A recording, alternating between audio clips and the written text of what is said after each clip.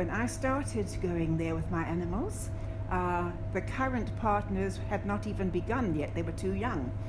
Or Dave Moore was the first one to come in, then Brian Romberg, and then Keith McWilliam, and then Diana and the rest. I've had a few of my dogs that, as we drive into the vet, open the car doors, because many of them didn't wear leads in the old days, and they would hurtle up the steps of the hospital, and when they opened the door, would hurtle in, not to wait in the waiting room, but through to the treatment room, because they knew it so well. Louis Botha Avenue has changed quite dramatically over the years.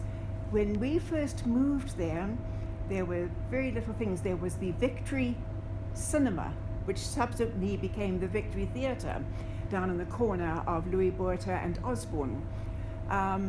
There was a little store, believe it or not, selling traditional remedies. When I first get all these adopted dogs, however they've been adopted, they seem to be okay, very thin usually, obviously for obvious reasons.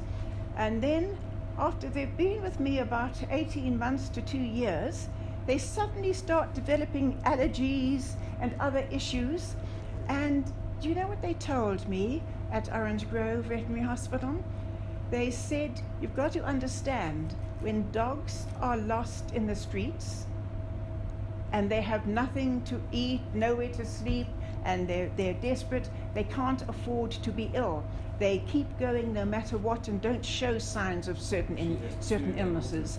But the minute they're in a comfort zone where they're getting food, warmth, the bed and love, then they will relax and the systems will develop all these things. In the mornings, give them a little bit of chicken, because they're all boiled chicken with no skin, which they have to have their medicine with and have to make sure that they're going to eat their medicine.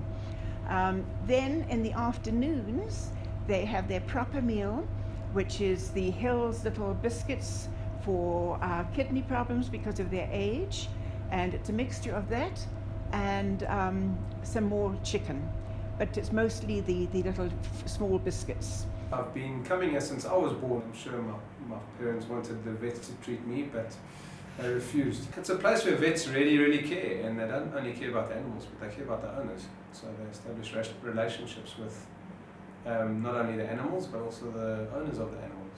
My mother still continues to come to this vet at the ripe old age of 78. She has 2 animals. In fact, those cats are also mine, and she continues to come here. I don't know if it's for the social interaction or for the treatment of the animals, but probably both. Growing up, we didn't have cats. I can remember 4 dogs. Once the dogs have passed on, we only got cats. The memories are just the relationships that I've had. They probably know things about me that I've forgotten. In that time, when they opened, it was probably one of the few vets in this area, if I remember correctly. So there weren't many choices anyway. But even so, even if there were choices, I've convinced my girlfriend to bring her animals here too now. We currently share 4 pets. We have 2 dogs, and then we have these 2 kittens, and we've had them for about 8 months.